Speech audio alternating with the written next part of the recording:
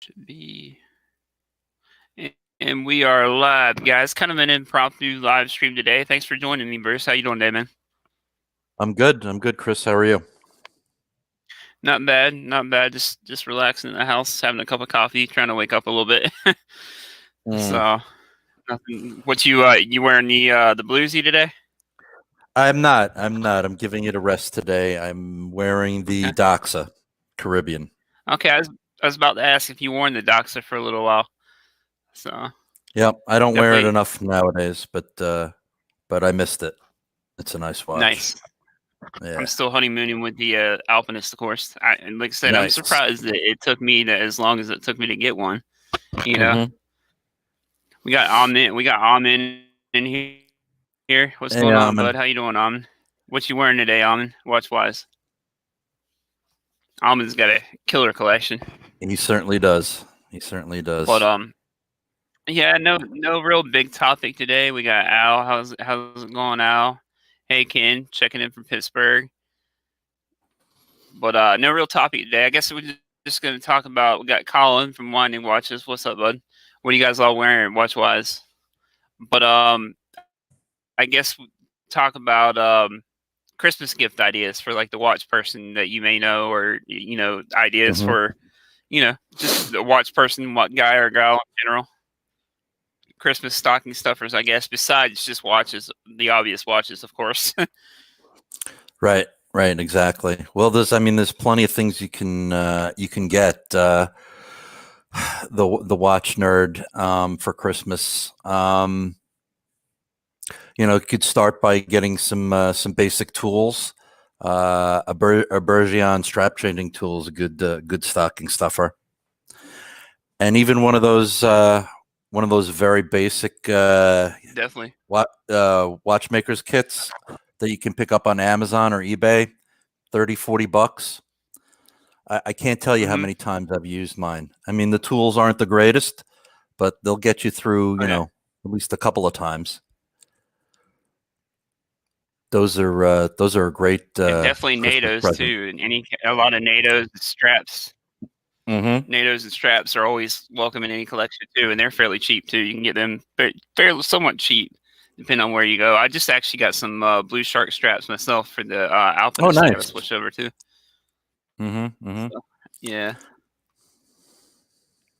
But yeah, any of those, any kind of straps. Wrist Candy Watch Club makes pretty decent straps for fairly cheap. They do. I've gotten a bunch from them before in the past. And Ahmed saying he lost his Bergeon. Yep. Well, there you go. That's one of the owners. He's pretty nice. Adam. He's pretty cool guy.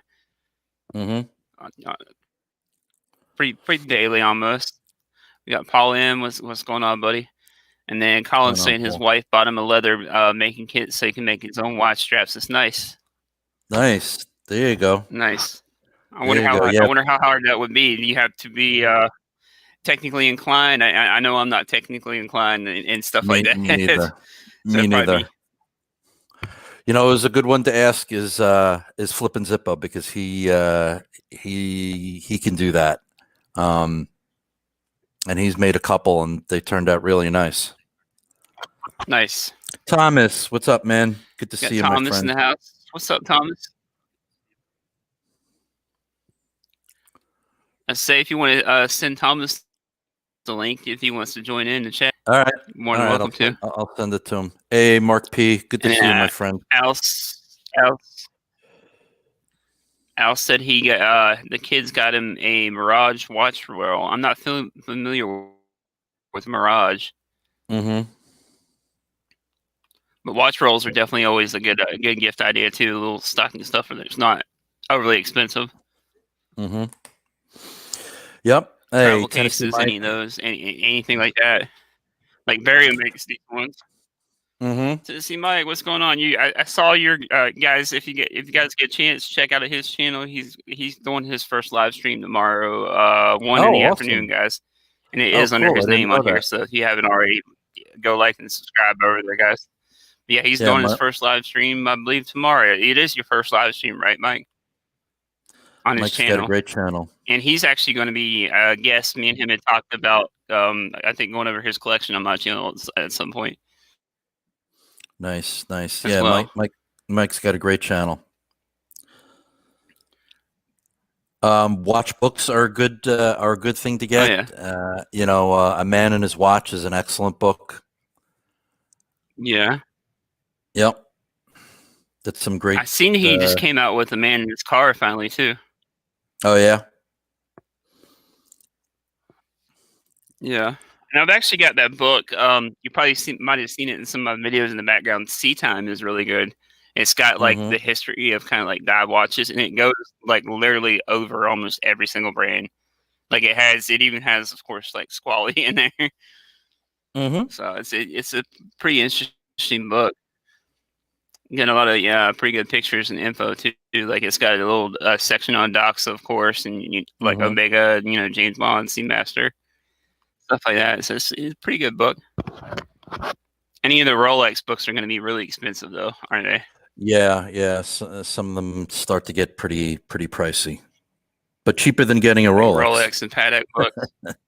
Yep. Yeah, definitely way cheaper than getting a Rolex. Yep. Yeah, Amin has got a good. Colin says a Rolex is a good gift. Yeah, Rolex is an excellent gift. Amin's got a good suggestion. Watch winders. For those who are inclined, is a great gift. Definitely. Some of them, some of the ones you can get off of eBay aren't that expensive. You don't have to blow $200-$300 on one. Yeah, I actually have a Wolf winder that I bought. It's been a couple of years now, and I never really used it, believe it or not. Like even when I had like my Breitling and Omega and all that, I never really used them on it. Yeah, earlier in my collecting career, I have a couple of winders, and I don't even use them anymore. It's sad. Okay. Well, you kind of wear pretty much the same one almost all the time too, though, don't you? Yeah. So, and I used to make sure all my watches were always fully wound all the time, and I know there's a lot of debate going on back and forth on whether that's a good thing or not. I always thought it was a good thing. Now I kind of changed my mind, so I let my watches wind down and just sit idle, and then wind them every week, or every month. Thomas, I sent you the link, pal. Yeah, Thomas, you're welcome to join us, bud. Paul M is saying David Silver of the Vintage Watch Company, Vintage Rolex, the largest collection in the world. He's saying that's a pretty good book. Oh, cool. I have to look into that one. Hey, Jason, what's up, man? And Flippin', good to see you, pal. There's what's up, Flippin'? How you doing, bud? But yeah, that's Colin saying that there's a lot of nice watch art out there too. There is. So I noticed ID guy actually has a store now. Yeah, I was just going to mention that. Pretty cool looking stuff. Like like I noticed he had the Explorer, I believe. The art. I thought about getting that one because I wanted for still the art print or whatever it is. Yep. Yeah, I was thinking about maybe picking one of those up as well. They're really nice. Yeah. Hey, Jason, what's going on, buddy? We got Jason in the house, Design Atelier. Yeah. But yeah, anything basically like I was saying, anything kind of small. And there are actually some watches, if they don't have the watch that's not overly expensive, like the Casio, the real timer. You can't go wrong with that for like $30. Oh yeah, best $26 like I've ever DW, spent. Yeah. That's what I've always said too. The best $30 I've ever spent. And definitely like a DW 5600, like G-Shock, something like that wouldn't be too bad. And depending on your budget, you could even go like Timex Q or whatever else. If you don't want to spend like too much money. And there's a Timex Q out there now for almost everybody's liking or their style. Yeah, there's a bunch of different flavors, and that new Vario 1918 trench watch is under $300, and that's a pretty cool watch. Nice. But yeah, that's basically what I could think of was like nano straps, and like you said, you already mentioned the toolkit. And then some of the cheaper watches, the books, the art print. I was trying to think of other things. A lot of watch guys are also into pins and knives as well. True. I mean, you can get like a Spyderco knife, or because we all do unboxings and stuff like that. You can do a Spyderco knife, or a lot of us are into pins too. I have a few pins, but nothing too crazy. I don't know if you know Randall over at What a Pin. He's made a couple custom ones. Like I've got a Clemson one from him, and like when I was a moderator over at Watcha, I got one made by him for the Watcha for him. He does pretty good work. Cool. AR Enchant, what's up, man? He can probably make your New York Giants. Make you one of those. Oh yeah. Yeah. And they're not expensive either. I'm trying not to fall down the pen collecting rabbit hole. The watch one is deep enough. And I have a Benchmade pocket knife that I like a lot. But I don't want to go down that rabbit hole either. Hey, Snuggle Tommy, what's up, buddy? He's the one that sent in the Zen, the 556, right? Oh, and the 556. Yeah. Cool. He's into knives too. If you look at his, I don't know if you're on Instagram or not, but his Instagram, he has a lot of different cool knives. Pretty cool collection. And then Colin's saying perhaps assessment therapy for our watch addiction. Yeah, that would be a good gift, Colin. Yep, definitely got that. We definitely all need that.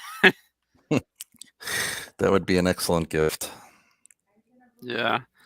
Not everybody's as disciplined as you are. Right. Because I noticed you don't make a lot of big, you make like the big purchase. Yeah, that's the one thing, Jason. G-Shocks don't count. They don't. Yeah. And you know what? G-Shock I actually like, and I don't think, even though for the hype, is the new, I know you're probably going to shake your head, but the new John Mayer G-Shock actually doesn't look that bad. And it wasn't badly priced, I didn't think either, for what it is. I mean, I would have figured they would have had one, $300-400. It was only like $108. I figured it's not too bad. That's the beauty of G-Shocks. Yeah. Because I was thinking they were going to price hike it, just because it's so danky and has his name on it. I was thinking it's going to be like at least $300-400 G-Shock or more. Right. I figure 180 is right there in a decent range. I don't know if they'll get any more in or not. Was it a limited edition? Anything they do is a limited edition. Yeah. So, like their $4,000 travel clock. Yeah. Yeah, there ain't no way. If I spend $4,000, I'd be buying a Black Bay or something like that along those lines for that kind of money. Exactly. I wouldn't be wasting it on a travel clock. Got Orange Hand in. What's up, bud? And then Jason's saying they count to him, though, because it still costs money. They do. They're actually coming out with a red one that I'm not usually a big red fan, but the square, like the all metal that I wear all the time, they're coming out with a red version that I may end up picking it up if it's not badly priced. I really like the camo, the blue camo. I just can't see paying over $1,000 for it. Yeah, that's the whole thing. As much as I love G-Shocks, I only have two, but I can't. And I would love one of those titanium ones and that blue camo one is nice, and the original camo is. But I can't spend $1,000 for a G-Shock. I just can't. And it's like a G-Shock is that one I feel like I would be afraid to wear and scratch up.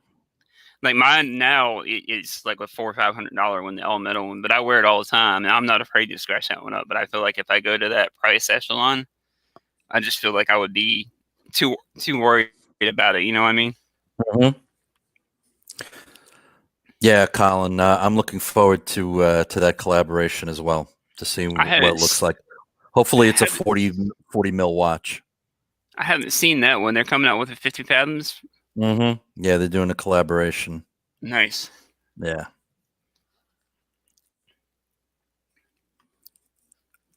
And then Design Atelier, guys, if you haven't seen his video, he did a pretty good video release on the John Mayer Hodinkee watch. And you guys want to go over his channel and check it out.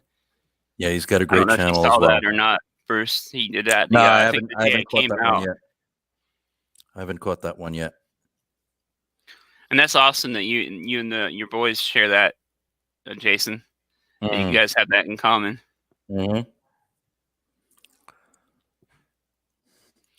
and Paul M saying he's anti. I'm anti Hodinkee on their price hikes. That's the only thing I don't like. I do like a lot of the collabs they do. I feel like a lot of them are tastefully done. It's like what we would want as watchers enthusiasts, but I just feel like it's just too pricey a lot of times. That's just my gripe with them. My gripe with them is that, you know, they really just can't pretend to be journalists anymore. They've crossed the line, which is fine, and you know they have to make money, and nobody begrudges them that. It's just you know, now they're partnering with a whole bunch of different brands, and you know, you just got to take them for what they're worth. It's not going to be completely objective. Yeah. So. Got Bobby in the house. What's up, Bobby? How you doing, hey, bud? Bobby Smith, how are you? But yeah, that's about. Yeah, I can agree with your point. Like I said, the main thing, my main gripe is just the price hike. Mm-hmm. And then, Jason's saying he doesn't agree with all sorts of Hodinkee either. He does like the JM and their first Swatch Limited. Yeah, I do like the swatches were pretty nice, and they weren't overly expensive either. Yep. And Flippin' Zippo saying exactly infotainment over journalism. Right. You just got to realize that, you know, that they're not going to give you a completely unbiased opinion. And if you really want to, you know the specs about something, you might as well just, you know, go to the watch's own brand's webpage and read all the specs because, you know, you really got to go to one of the smaller YouTube channels to get, you know, an objective opinion. Yeah, like an in-depth review. An in-depth review, but willing to point out the, you know, the good and the bad, like you do on your, even when you're, you know, when you run a sponsored video, Chris, you do, you don't pull any punches. You tell the good and the bad. Yeah, just like with the Spinnaker. I mean, they were kind enough to send that one in, but the strap had a problem, and I mentioned that about the strap. Right. So other than that, it's a decent watch, you know?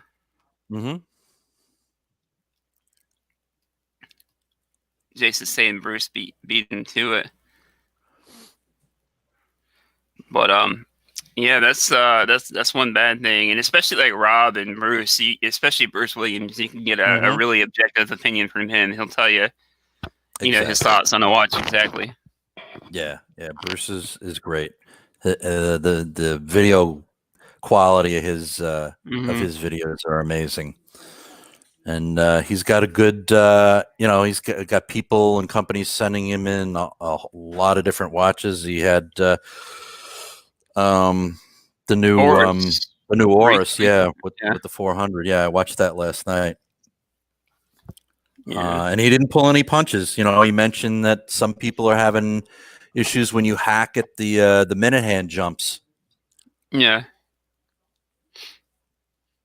definitely. And that's awesome that they've gotten to that level too, where they have companies like Oris sending them stuff. Because I remember then there were some of the original people that I started watching on YouTube was Bruce and Rob.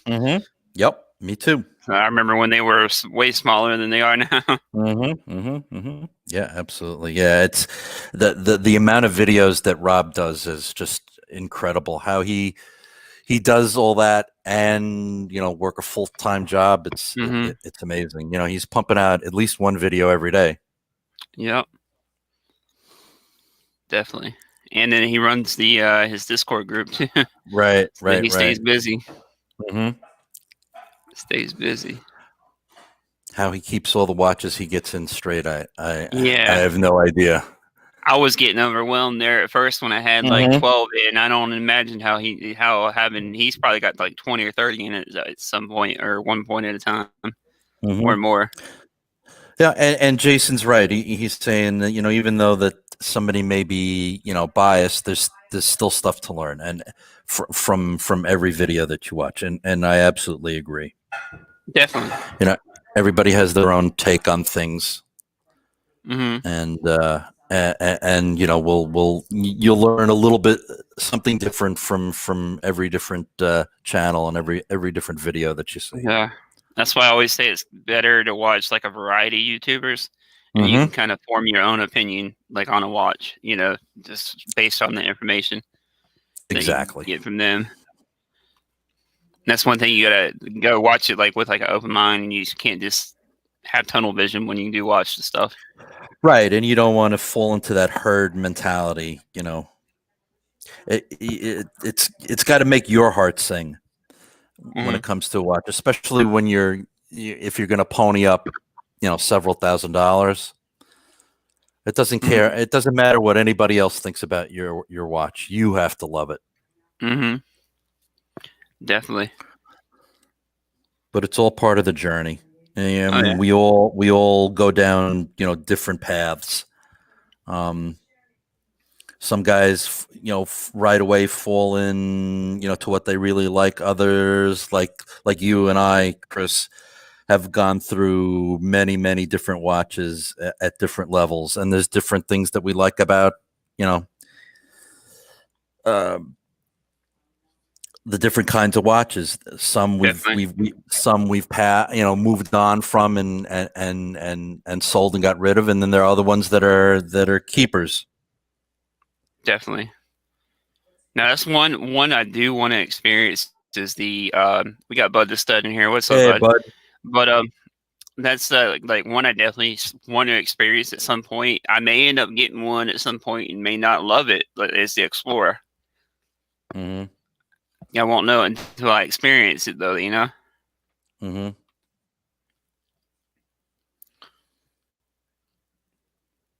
And then Jason's saying some people online though feel that the show needs to say something bad for the review to make it legitimate, not necessarily. I agree with that, Jason.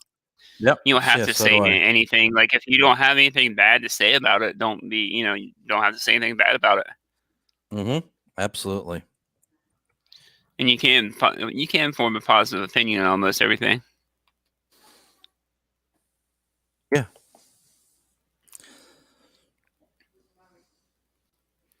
And then Bobby Smith is saying that Oris is getting a lot of flack for the new movement. On the other hand, I think they did something good for an independent too. I think so too. And like I said, it's just like with everything else, just like a new car, like the new Super when it came out. You don't want to buy the first year because it's always going to have its quirks or its problems or whatever, minor quirks, or it may or may not. You may get lucky. Yeah, So, and it happens even to the biggest players in the field. I mean, when the Tudor GMT came out, there was the date wheel issues, but eventually that gets taken care of, and the watch. It's a great watch. I honestly miss that very much so, and have considered rebuying it because I miss it. Yeah, it's a super watch. It's on my list. I've been really kind of eyeing the Black Bay, like Bobby has, believe it or not. The black, like you remember when I had the my old Tudor? Mm-hmm. I had the Edda, but it was a little too thick. But the new Tudor, that size is almost like at least for me, it's almost like perfect at 39 mil. Mm-hmm. Yep. And my thing with Oris, and especially this new movement, it's not so much, it's a good thing that they developed the movement, their own movement. I have just two main problems with it. One, that they just dumped it in the Aquas. They should have put it in a brand new design. And number two, that it's just a little, it's a little pricey for what it is. I mean, it's not really, it's not finished really nicely at all. I mean, it's great that it's it's twin barrels, and it's got a 5-day power reserve. But if you're going to come out with a new movement, stick it in a new watch, not just your mainstay watch. Yeah, and then slap it right next to the same model with the basically a lesser movement. Which Correct. There's nothing wrong with the Sellita movement. No, I've nothing. had nothing but great luck with Sellita. But when you're talking in-house versus outsourced, and then you set them right next to each other, it's the same watch. like somebody I forget who mentioned it in another video. They were mentioning like it'll really confuse, especially somebody new coming in the hobby that's just like buying, because Oris is also known like outside of the watch world, like somebody that's just buying like one watch or whatever. Because there are people out there like that, and they want to spend a couple grand or $4,000, whatever, on a nice watch. But then they come in there and they see that, they're like, yeah, that would probably confuse me too if I didn't know, the research and all that behind it. So, but Thomas is asking what's the best watch I've reviewed so far this year. Good question. I don't know, man. That's hard. Like I do. Believe it or not, I really missed the Breitling I had. So honestly, I would have to say that one over that one, or it was probably earlier. That or the Block Pond, probably the 55 definitely, because I'm not that flyback chrono. I'm not usually a big chrono guy, but that is a killer watch. Between those two, but I don't know what it is. It's just me. But the Breitling calls out to me even more than my Omega did. Like I never thought I'd get rid of the Omega, and that's one of those things too. Like you're talking about earlier, just experience, finding what you like and what you don't like. Yep, and let me tell you that Super Ocean Heritage 2 is a fantastic watch. It really, really is. It's a lot of bang per buck, and it's good looking. And that mesh bracelet is amazing. Oh yeah, Breitling makes killer bracelets or killer straps too. But Jason's saying they always wish for a brand to make in-house movements. When Oris did, they should be applauding it. Really, he means there are some kinks, but pricier pieces have that too. Yeah, that's true. Absolutely, no doubt. Yeah. Cubo's asking what is the watch I enjoyed the most? Out of all of the reviews, probably the 55 ceramic. Because as you know, that's like a long-term grail of mine. It's one of those. So I really want to get my hands, I don't know when or how, but I really want to get my hands on the CQ at some point. Just to see and compare, because I feel like I might like the CQ even more than but I can't say till I see it, though, handle it in person. Yeah, I know photos and the videos I watch, it looks like a killer watch. I'd love to see it in person as well. 6 killers in the house. What's up, buddy? And then Bobby's saying he had a Super Ocean 240. That's what mine was the 44 mil, and I had ended up selling it to Bruce, and I kind of missed that one. For 44 to actually wear is pretty decent. Like even the 46, even though that's a little bit bigger, the 46 actually doesn't wear that bad either. The size. They're almost like Seiko. They're kind of deceiving on their the size charts. Like they wear smaller than what they say. And Bud Studs is saying he missed his Shining. He traded it. Block Pond is beautiful as well. Thomas was asking me, besides my Bluesy, if anything released this year has really taken my fancy. No, not really. I mean, I like the Snoopy that's going to be coming out, and I love the new that Bond Seamaster, the No Time to Die. I just feel that that's just overpriced for what it is. That's the one. I mean, I love the faux patina. I love the mesh bracelet. The size of it. I just feel it's a little overpriced for what it is. The new 321 from Omega. I mean, I would love that. Again, I think that's just a little bit overpriced as well. Yeah. I'm looking forward to what this new Speedmaster, the new Speedy Pro, is going to look like. Supposedly, it's only going to be about $1,000 more than the current one, but we'll see. Nice. Now, do you think prices on? I've noticed prices on every brand almost going up. Is going up. It's like a manufacturing supply issue. Do you think, or do you think that's just going with the times, inflation? It's going with the times. People's the people that are still working and still have incomes have limited entertainment places of entertainment to spend their money, so they're spending it on watches, and the watch brands are taking advantage of it. Mm-hmm. Hey, Urban Country, what's going on, bud? How's it going, Urban Country? I like his enthusiasm. I chat with him every once in a while on Facebook. Mm-hmm. He's just getting into the hobby. So, yeah, Jason's asking, how did the pandemic change my watch collecting strategy? Well, it pretty much ended it, with the exception of me trading my 2 Explorers for my Bluesy. Definitely made a good trade, though, I think. Yeah, I think it was a step in the right direction. As much as I love those 2 watches, and I had a good period, 2 years to enjoy them. They kept their value. In fact, they increased in value, and I was able to turn it into a watch I had been dreaming about for a long time.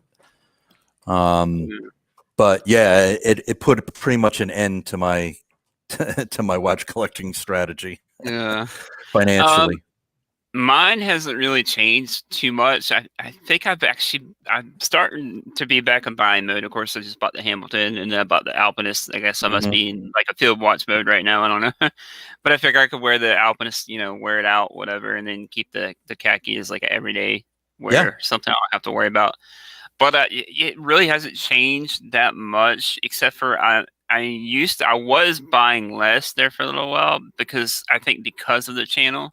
Because you get so many pieces in, and then you only have so much time to wear the pieces for review and everything. So it's like getting a new watch in almost, even though I got to send them back. Right. So that's kind of one of the cool things about having the channel is you get to experience all the different pieces. So that's Absolutely fun to do, and that helps you form your opinion even more, like on your style, what you like, what you don't like too. Which is awesome. It makes you a lot more well-rounded. The more watches you can experience. Bobby Smith just bought a moon watch. Congrats, man! It's a true icon. Yeah, I love that watch. It's amazing. We got random Rob in the house. What's going on, Rob? Hey, Rob. Bud was asking a good question. I just scrolled up. He's like, "Do you think the crazy premiums will last through 2021 with the way things are going?" Yeah. But I don't see an end to this at all. Things are just going to continue to go up and up and up. As long as there are people out there willing to spend these crazy premiums, they're gonna keep going up. I mean, like I said, to me, I just can't. Even if I had the money, as much as I would love to have a Pepsi. That's one of the watches I truly would love to have. But there's no way I'm paying over retail for one. I just can't. I can't do it. I don't blame you there. Maybe $100 or $200 more, maybe. But now, do you think now with you buying the Bluesy that kind of put you in a step towards getting a Pepsi with your AD? I don't know. Let me tell you, that's one of the hardest pieces to get. I mean, they don't make a lot of them. And a store, depending on the AD, is only going to get 2 or 3 a year. And they're gonna give it to their big clients, kind of like Rick or Bear Clooney, somebody like that. Like they're gonna give them first dibs, anyways. Right. Or there's nothing wrong with that. They no. Thousands, probably. Exactly. If you got the money to do it, you got the money to do it. But even some of these guys don't always get. I mean, ask Bud. Bud is a major player. He got an amazing collection, especially in Rolex.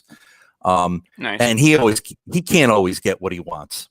So, yeah. See, it's it. He's saying it's super hard piece. That he's been waiting 2 years for one. Okay. And he's got a Meteorite Pepsi already, which is an incredibly expensive, gorgeous piece. Nice. That's pretty rare too, isn't it? It is. So it's really, it's hit or miss.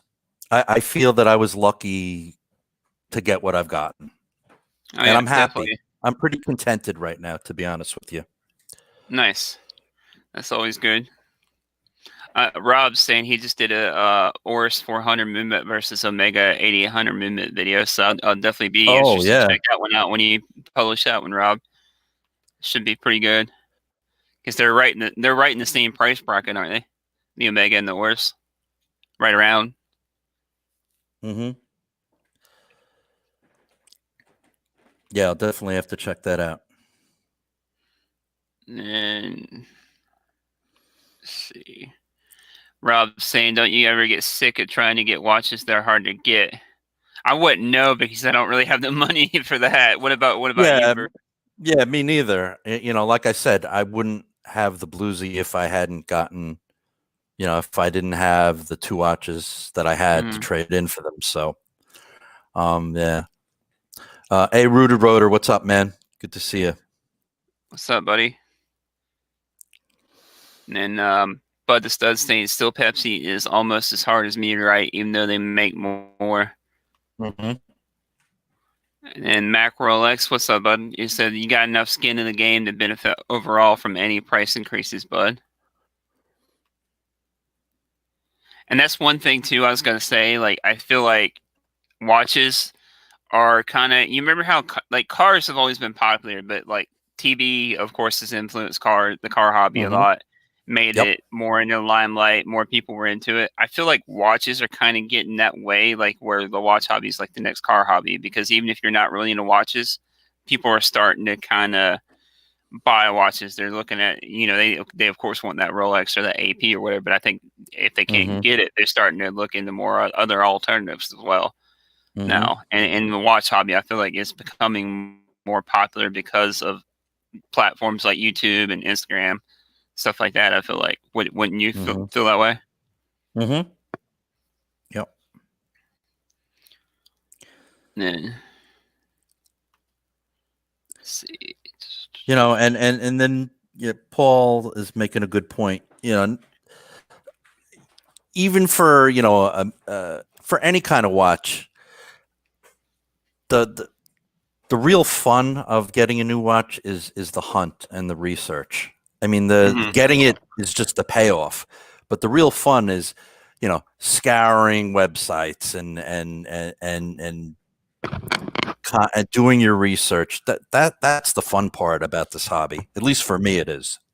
Yeah, that's how it is for me too. Like I kind of like doing the research and, like you said, trying to find the best price on one, or trying to, learn more about it, whatever else too. Mm-hmm. And then Bud's saying he enjoys the game. He likes playing the 80s the way they play him. Right. And unfortunately, depending on the watch that you want, you got to play that game. But you gotta just be cool about it. First of all, you can't just call in repeatedly or inundate them with emails. You got to go in. You got to face to face. Make a connection with the salesperson or the manager. Be nice to them. Express your interest to them. Most people in the ADs be more than happy if they're not like overwhelmed. Like going in to talk watches with them at this time of year, not a good idea because it's busy. It's Christmas time.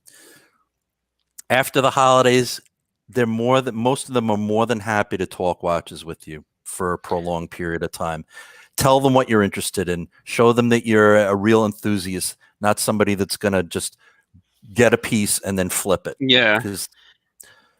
And just be nice, be civil, and be patient. That's like, luckily here, the one that's kind of closest to me. I've gone in every once in a while. Like, the lady knows me by my face now. Like time before last I went there, she was actually kind enough. She actually bought some of the stuff they had out of the vault. Like, it was used or whatever, of course, but they had a sub, they had a Polar, and they were really nice too. Like, she knows, like, I'm an enthusiast because I come in there when I had my Zenith, I come in there with my Zenith, or I come in there, with other watches on. So she knows, like, I'm a collector. Like, So when I am finally ready to pull the trigger one of these days, hopefully they'll be able to get one for me that I like. Yeah, exactly. See you later, Jason. Thanks for stopping in. All right, Jason. Yeah, I Yeah, mean thanks for coming, bud. that's the way I did it. I mean, I used to, when I'd go into my AAD, I always wore the Explorer 2, which I had bought there, and they always made it a point of saying, "Oh, you're wearing your Explorer 2, you still love it." So they know that I wasn't a flipper. Yeah. And I just going in. I'm nowhere in any way, shape, or form a big, buyer, spender. I only bought the one watch, but I put my name down for the Bluesy, and a month later I got the call. So it does happen. I didn't believe it, but it does happen. Yeah. So that's like I went in there recently. They sold it, of course, the last time I went there. But remember, they had that Sea Dweller in when I was in there, and that was the first time you tried one on, and they're actually really good watches, especially for the size. I figured they would have been like a huge watch, but they really don't wear that bad. If I had the money, I would have bought it then. But of course, don't have that kind of money. Not right now. Yep. Take it easy, Cowboy Swami. All right, Cowboy Swami. Thanks for checking in, bud. Paul M's saying he finds the staff at Omega Boutiques the most interested in watch nerds like us. Yeah, I had a good experience at the one. I went to one in Philly, the Mall of Prussia. I went there, and they were pretty nice there. Of course, I was wearing my Omega, so I don't know if that helped or not. Yeah, and the beautiful thing about Omega is, for the most part, you can go in and buy a watch and walk out the door with it. Or if they don't have it, you can probably order it, and they'll probably actually order it for you if you put down the money, I'm sure. Exactly. And then Rooted Rotor saying he shot down a Sea Dweller 43 because he already has one, and a blue GV Milgauss from my idea. Yeah, he hadn't heard from them since. Probably should have gotten the Millie. I don't know. That's one of those things. If you don't really, I don't know. I would definitely enjoy the Sea Dweller. Like, I would probably keep it for a couple years at least. Like, I wouldn't just like flip it. That's one of those things you got to know. Like, if you want to buy it, I guess for sure. And then Rob, go ahead. No, I was just going to say to Rooted, it really depends on the AD and the relationship that you have with them. I mean, if you pass on too many things, yeah, that's probably not going to work in your favor. But it all depends. And Rob is saying he loved the Explorer 2 Polar. Let me tell you, Rob, that I loved mine.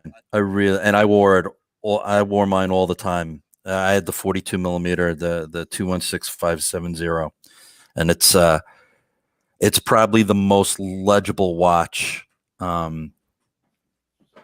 that there is. I mean, I think it's even more legible than the white dialed Seamaster that he has. Mike's making a funny joke. He's saying the staff at Walmart when browsing Casio is hit or miss. I worked at Walmart for years, and some of their staff is just they're just not interested in you being there. They don't even want to be at work, let alone try to help somebody out looking for a watch. Yes. Listen, Mike, I'm the same way when I'm in Kohl's and I'm looking at G-Shocks. The staff there is pretty hit or miss as service wise. So I hear you. Yeah, I traded it in Rooted. I traded my Polar and my 214270 for the Bluesy. Nice. Rob wants the Super Ocean, the white dial 42. Nice. I'm saving up for the blue dial, because I missed the one I sold to Bruce. I had the light blue 44, but I think I definitely want to get a 42 this time. I stupidly sold it because I didn't think I needed two white blue dial divers. That and the Omega. I never thought I'd get rid of the Omega, so I ended up selling it. Now I regret selling it. Not really regret it because it was experience, but. Thomas is absolutely right. It's a real expensive thing to do to buy a Rolex just to stay in favor with your AD. I couldn't agree with you more, and that I feel bad for for Rooter Rotor, Yeah. just because it's you're not talking a couple hundred or even a couple of thousand. You're talking a major expense, and to buy a watch that you don't love, it makes no sense. Yeah, definitely.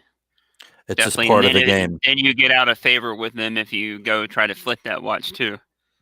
Yeah, if they Apparently, find out that that's you flipped it, what I've heard. Yeah. yeah, you're Yeah. screwed.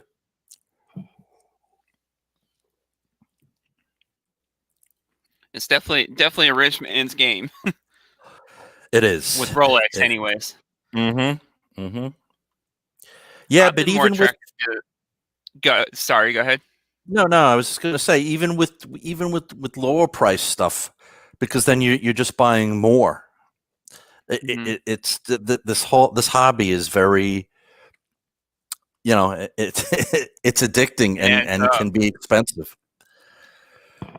Like I've been more attracted to the affordables lately. Like Mhm. I go in phases. I don't know if you find yourself going in phases, like where you get, like, yeah, I love looking at the higher ends, but then at the same time, like I have more fun with the affordables.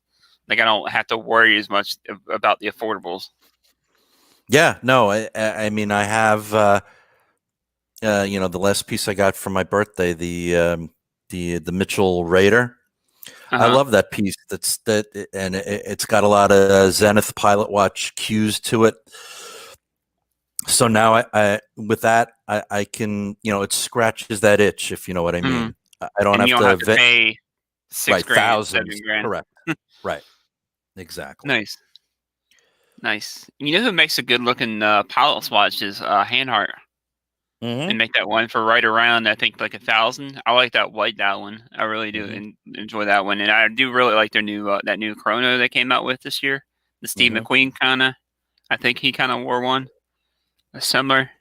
Yes. And they're not really bad. I mean, they're a little on the pricey side, but they're not really bad for what you get price wise.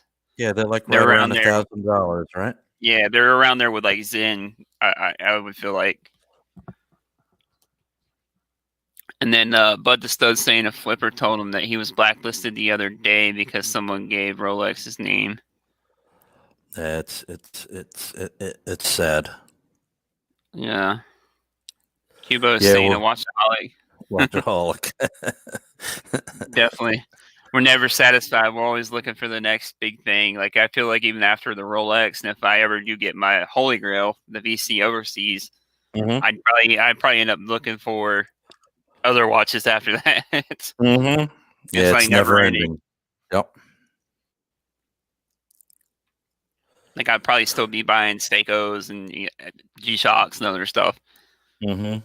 Yeah, rooted. It's a double standard, and it stinks. You're absolutely right. The ADs can sell out to the gray market out the back door, but if you try and do that, you're going to be blacklisted. It's disgusting. It's unfortunate. But that's just the way it is. Nick J saying it never ends. It never does. It never does. It never does. Even with the Blues, you find yourself still looking at other watches all the time. Yeah, because I love it. I love scouring websites. I love watching the videos on YouTube. I love talking to all the guys here. It's fun. Definitely. Let's see. Bud the Stud's saying he would consider suing if he got blacklisted. There's no contract. It's his property. Yeah, you're right. You're right. Would that make a liable lawsuit? Like, do you think they would take that? I don't know. Not being a lawyer, I have no idea. But it definitely stinks. Yeah, and Orange Hand, you're 100% right. They are the root of the problem. Yep. Definitely. Because if they didn't sell out the back door like that, then there wouldn't be a problem. Right. Because they got gray market people that'll come in and buy even all their unwanted date just so they can get hands on everything else too. And they That's have correct. the gray market people have the money too. They have the money, the capital to spend. Mm-hmm. Where somebody like ourselves, we save almost our whole lives for a Rolex or something like that, and then we can't get one. Mm-hmm. Yep.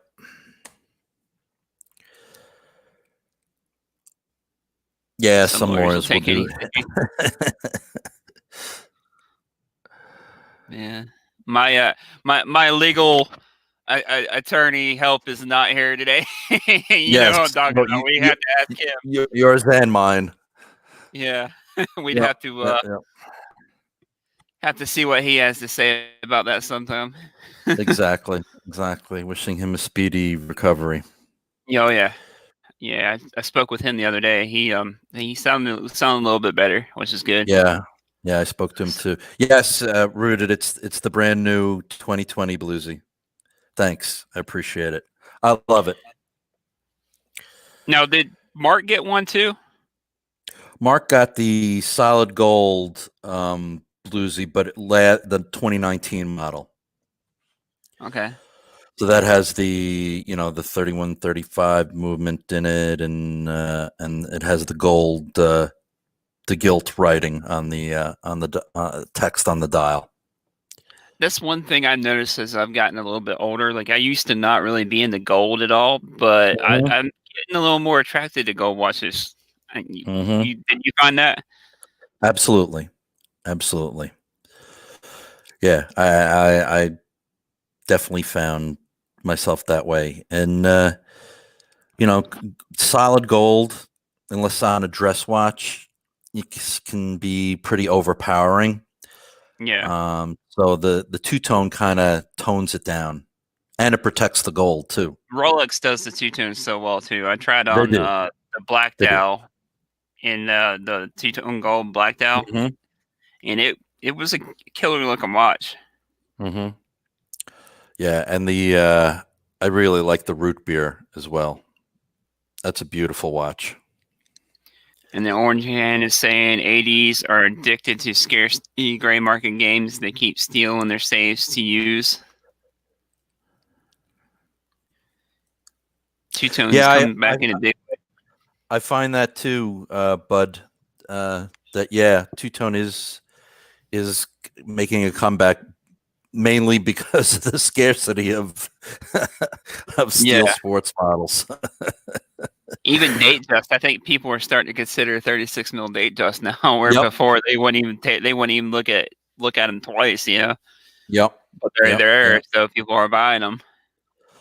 Because people, I mean, you can't. It's really hard to find the new OP41s. They're really hard to find now, and they're going for almost double or more than double retail, which is just crazy. I'm with Thomas. I love the root beer too. Yeah.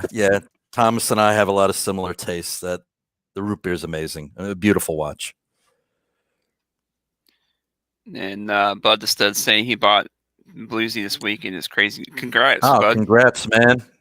I know you were looking for one for a while. Congrats. Cool. Wear it in good health, my friend. The new white gold sub is amazing. I don't think I've seen that one in person. Yeah, the blueberry. Bud has one of those. It's beautiful.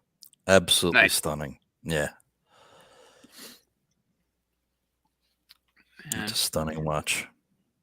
Now, I was thinking the other day, I wonder, would you go if there was one you wanted, like you say I want the Explorer eventually, of course not right away. Now, if it's not available, would you go gray market and pay a little bit over premium? If you really want it and can't get it? No, I wouldn't. I would go pre-owned, which is how I got my Explorer. Yeah. Yeah, my 214270. I bought that pre-owned. Yeah, you could do Chrono 24 or because I feel like eBay is kind of a risk.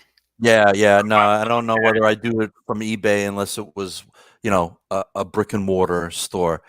I got mine from Collectors Coins and Jewelry. They got a bunch of brick brick and mortar places throughout Long Island, where I'm at, and it was a fair price for what I paid for it, and it was no box, no papers,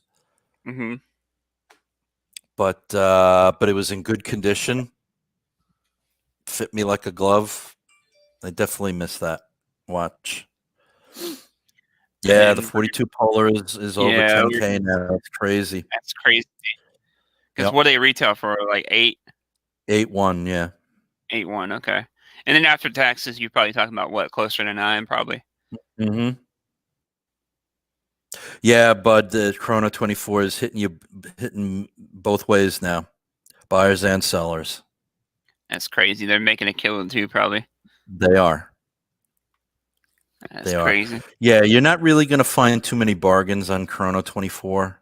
The one thing it has going for is that's very secure. Your money isn't being released to the seller until you receive the watch. So yeah, that's the good thing about it.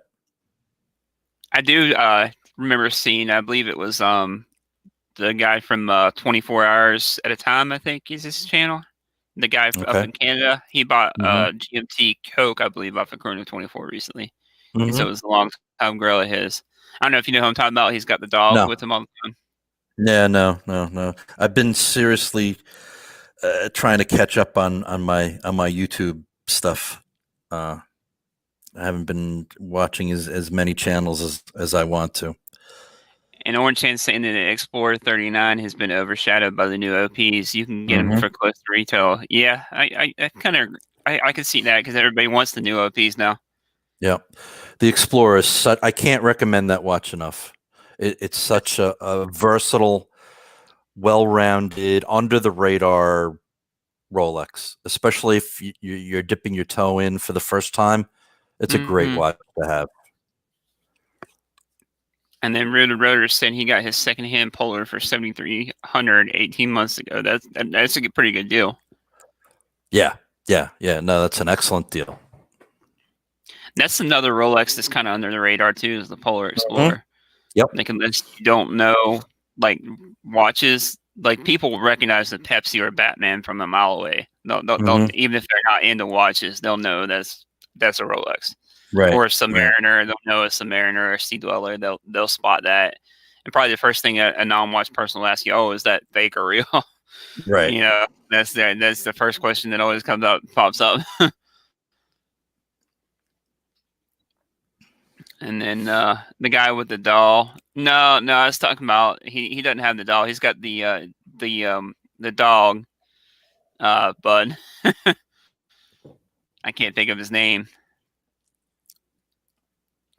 But Mac Rolex was saying he's Explorer from the AD last price increase before the last price. Nice. Yeah, it's an amazing. I can't say enough good things about the Explorer 2. It's especially when your eyes start getting older. It's a great watch. You can read it from a distance. It still slides under the cuff. It's a really, really nice watch. And even the Black Dial Explorer 2, because the Polar used to be the dog of the range. Now it's the more popular of the two, and is generally more expensive than the Black Dial. So you might be able to still get a decent deal on a Black Dial Explorer 2. Yeah, I had a chance at picking one up, but I was talking with a couple other people, and if I come to find out that it was real, but it was bought from, so I won't mention who, but it was bought from another person that was known to sell kind of, I guess, replicas and real, or like you may have actually accidentally sold a replica not knowing before. Right. So I kind of passed on the deal. I didn't want to take the chance. It's somebody I know really well, but it did end up being real or whatever. I passed on that stupidly. I don't know.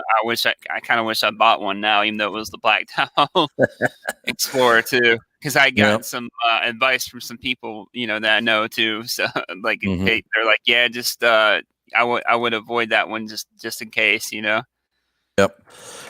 Take it easy, Mark P. Good to see you, my friend. And hey, Penny, welcome.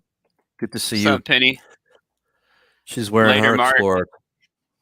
Nice. She's got a pretty killer collection herself. She does indeed. She does indeed. No, it wasn't Horology House Orange Hand. No, but it was somebody in the Facebook forums. I don't know whether they knew they sold them on act. I think they sold and later found out that they were fake. One of those kind of deals. But like I said, I won't get the whole deal. But it was somebody I know pretty well, and I trust him, but I just don't want to chance that. You know what I mean? Yep. And I remember, like, when I first got into watches, like, really got into them, you can get the 40, and I passed up getting that for some stupid reason, and ended up buying the Tudor brand new, the 40 mil. You could get that for the Polar with the red GMT hand. You can get that for what, like $4.5? And now they've shot up to, what are they up to, like 8? The 40, yeah, they're like 7. Yeah. Which is crazy, especially after seeing them for like $4,000, 4.5. And then Rooted Rotor is saying, yeah, it is, but it's gotten crazy. No more buying for him unless it's retail. That's it, Rooted Rotor. That's it, man. Yep. 80s only. Nice. Well, we're going up on an hour here, guys. You about ready to call it a day there, Bruce? Sure. I know Thanks for having me on, Chris. Your Giants are playing right now, aren't they? They are. No score yet, but cool. Well, thanks for coming on, man. Oh, you're welcome. Thanks for having me on. And thanks for everybody that joined in on the chat. Yeah, it was good talking to you guys. I've missed speaking to you guys.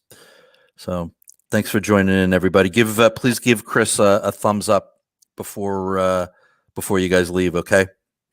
Thanks, Bruce. Okay, yeah, we'll catch you guys later. All right, take care, guys. Yeah.